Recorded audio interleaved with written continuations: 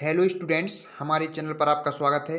तो इस वीडियो में मैं आपको कक्षा 10वीं का हिंदी विषय का प्री बोर्ड पेपर जो आपका होने वाला है उसका पूरा सॉल्यूशन मैं आपको इस वीडियो के माध्यम से बताऊंगा। तो आप वीडियो में अंत तक बने रहिए और सभी क्वेश्चंस के जो आंसर हैं वो मैं आपको इस वीडियो में बताने वाला हूं। तो आप पूरे वीडियो को देखिए और सभी क्वेश्चंस को आप अच्छे से अपनी नोटबुक में कर लीजिए। अपनी जो आंसर शीट है उसमें आप पूरे क्वेश्चन लिख लीजिए, ठीक है। क्योंकि ये देखिए इसमें सभी क्वेश्चन मैं आपको एक एक करके सभी क्वेश्चन बताऊंगा, ठीक है, और उनके आंसर भी मैं आपको इस वीडियो में बताऊंगा। तो सबसे पहले तो अगर आप मेरे चैनल पर पहली बार आए हो तो चैनल को सब्सक्राइब कर लो, साथ में बेल आइकन को भी प्रेस कर दो ताकि जो भी मैं वीडियो अपलोड करूं उसका नोटिफिकेशन आपको तुरंत मिल जाए। क्योंकि मेरे इस चैनल पर आपको सभी प्रकार के सभी विषय के आपको यहाँ पे पेपर का सॉल्यूशन मिलता रहेगा और जो भी आपकी क्वेरीज हैं वो आपकी यहाँ पे सॉल्व की जाएंगी। तो सबसे पहले तो आप चैनल को सब्सक्राइब जरूर कर लें और अपने दोस्तों को भी शेयर कर दें। जो भी आपका स्कूल का व्हाट्सएप ग्रुप है उसमें भी शेयर कर दें, ठीक है। तो इसमें मैं क्या बताऊंगा आपको, इसमें मैं बताऊंगा कक्षा 10वीं वालों का हिंदी विषय का, ठीक है, हिंदी विषय का बता रहा हूँ, कक्षा 10वीं का हिंदी विषय का प्री बोर्ड पेपर का पूरा सॉल्यूशन।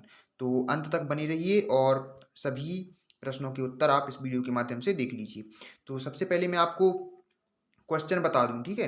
पूरा पेपर देख लीजिए, आप पूरा पेपर देख लीजिए कौन कौन से क्वेश्चन आए हैं आप में इसमें पेपर में। तो आप देख लीजिए पहला क्वेश्चन, दूसरा, तीसरा, इसमें पूरे क्वेश्चन देख लीजिए, इनके ऑप्शन भी देख लीजिए आप, ठीक है। मैं वीडियो के लास्ट में जब मैं पेपर के लास्ट में पहले आप पेपर देख लीजिए, इसके बाद में मैं सभी प्रश्नों के उत्तर बता रहा हूँ, सबका सॉल्यूशन बता रहा हूँ। तो यहाँ पे आप देख लीजिए 3 प्रश्न यहाँ पे हैं।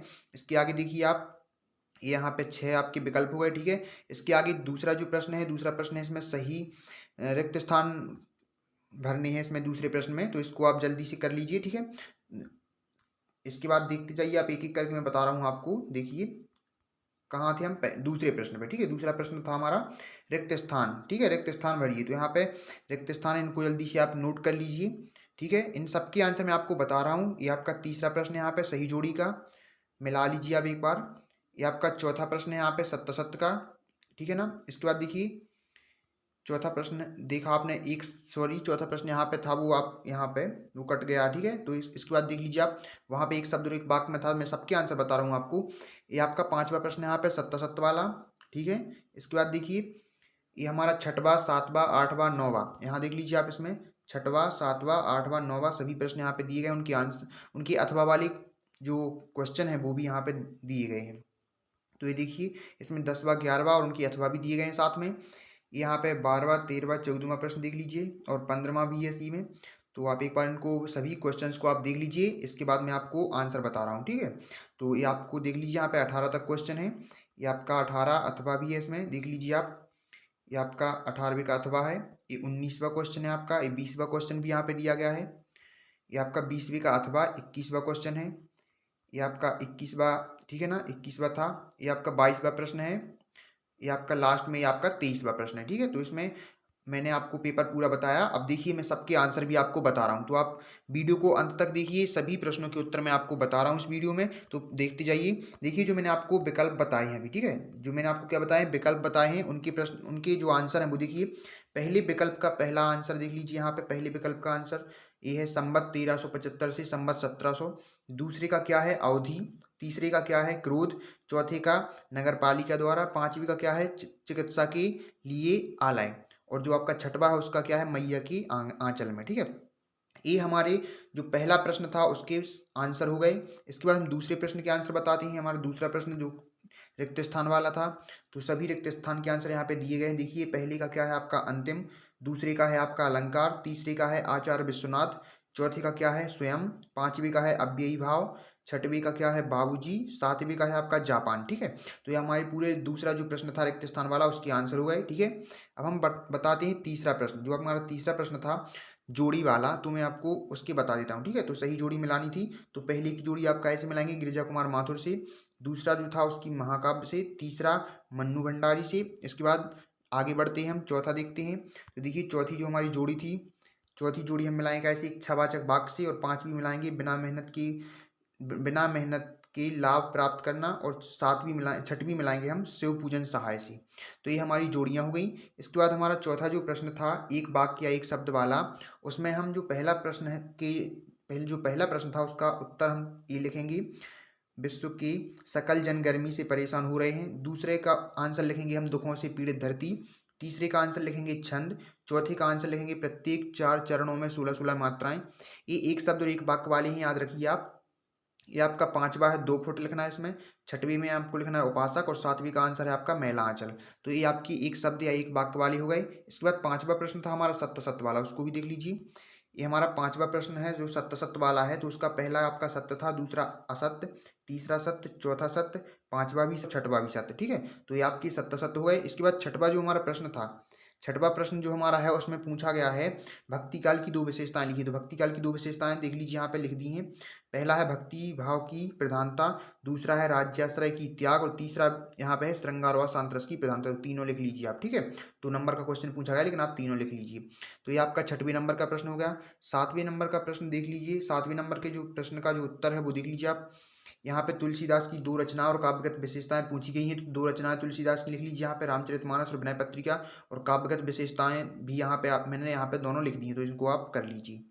ठीक है, वीडियो को पॉज करके आप अच्छे से नोट कर लीजिए, और अगर वीडियो पसंद आती है वीडियो को लाइक कर दीजिए। सबसे पहले तो अगर चैनल पर नया है तो चैनल को सब्सक्राइब जरूर कर लें, क्योंकि मेरे इस चैनल के द्वारा आपको वार्षिक परीक्षा में भी बहुत हेल्प मिलेगी। ठीक है, तो ये मैंने आपको बताया प्रश्न 7 का उत्तर। अब मैं आपको बता रहा हूँ प्रश्न 8 का उत्तर। तो यहाँ पे देख लीजिए, यहाँ प्रश्न 8 का उत्तर दिया गया है। जल्दी से आप देखिए, ये क्वेश्चन है यहाँ तक। ठीक है, यहाँ तक ये क्वेश्चन है, यहाँ से आंसर है, यहाँ से यहाँ तक ही पूरा आंसर है। जल्दी से इसको लिख लीजिए। ठीक है, इसके बाद देखिए हम आगे बढ़ते हैं नेक्स्ट क्वेश्चन की ओर। ये हमारा 9वां क्वेश्चन है। 9वीं क्वेश्चन का आंसर देख लीजिए। यहाँ पे छंद लिखना है, और छंद छंद की परिभाषा और छंद के प्रकार लिखनी है।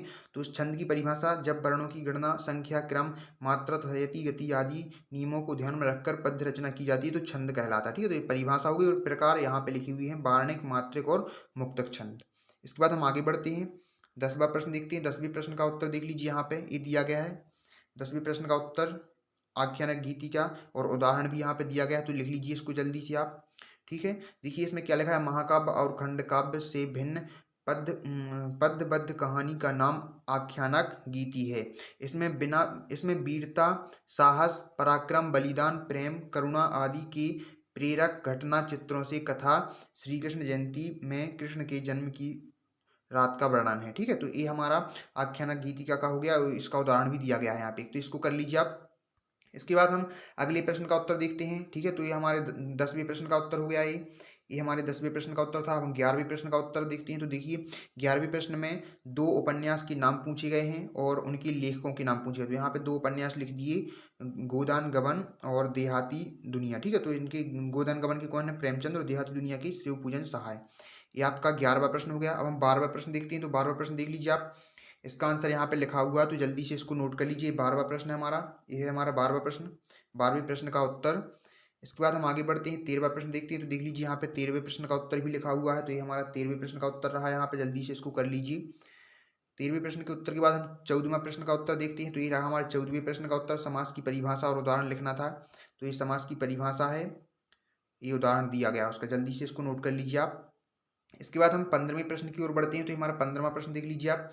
जॉर्ज पंचम की लाट की नाक लगने वाली खबर के दिन अखबार चुप क्यों थे। तो इसका जो आंसर है, जो 2 पॉइंट में दिया गया, आप जल्दी से लिख लें इसका। ठीक है, 15वां का आंसर हो गया। अब हम 16वें के आंसर देखेंगे। तो 16वां जो हमारा प्रश्न था, उसका आंसर हमारा, उसका जो प्रश्न है 16वां, मात्रिक छंद और वार्णिक छंद में अंतर। तो मात्रिक छंद और वार्णिक छंद में ऐसे 2 कॉलम बना के आप इसको लिख लीजिए। ये आपका पहला अंतर हो गया। ठीक है, इसके बाद ये दूसरा अंतर हो गया। ये 2 अंतर हमने लिख दिया, हम तीसरा अंतर भी देख लेंगे इसका। ठीक है, तो ये 2 अंतर लिख लिए मात्रिक छंद और वार्णिक छंद में। ठीक है, तो इसको कर लीजिए आप, मात्रिक छंद और वार्णिक छंद को कर लीजिए आप, इसके अंतर को। आगे बढ़ते हैं हम, अगला क्वेश्चन देखते हैं। हमारा जो अगला क्वेश्चन था, अगला क्वेश्चन देख लेते हैं। 15वें के बाद 16वां क्वेश्चन हमने देखा, मात्रिक और वार्णिक छंद में अंतर। हम 17वां क्वेश्चन देखते हैं। 17वें नंबर का जो क्वेश्चन है, लोकोक्ति और मुहावरे में अंतर। तो देख लीजिए आप, 3 यहाँ पे अंतर दिए गए हैं, आप 3 लिख लीजिए। लोकोक्ति का पहला अंतर है, ये लोकोक्ति और मुहावरे में दूसरा अंतर है, और ये लोकोक्ति और मुहावरे में तीसरा अंतर है उदाहरण के आधार पर। तो इसको कर लीजिए आप। इसके बाद देखिए, ये हमारा लोकोक्ति और मुहावरे में अंतर हो गया। इसके बाद हम आगे बढ़ते हैं, आगे देखते हैं हम। तो नेक्स्ट जो हमारा क्वेश्चन है, उसमें हमें क्या करना है, एक शीर्षक लिखना है गद्यांश का, और उसमें 2 क्वेश्चन और दिए गए, तो वो करने। तो जो गद्यांश दिया गया है उसका 18वें नंबर पे। ठीक है, तो जो गद्यांश दिया गया है उसका गद्यांश का शीर्षक है देश प्रेम।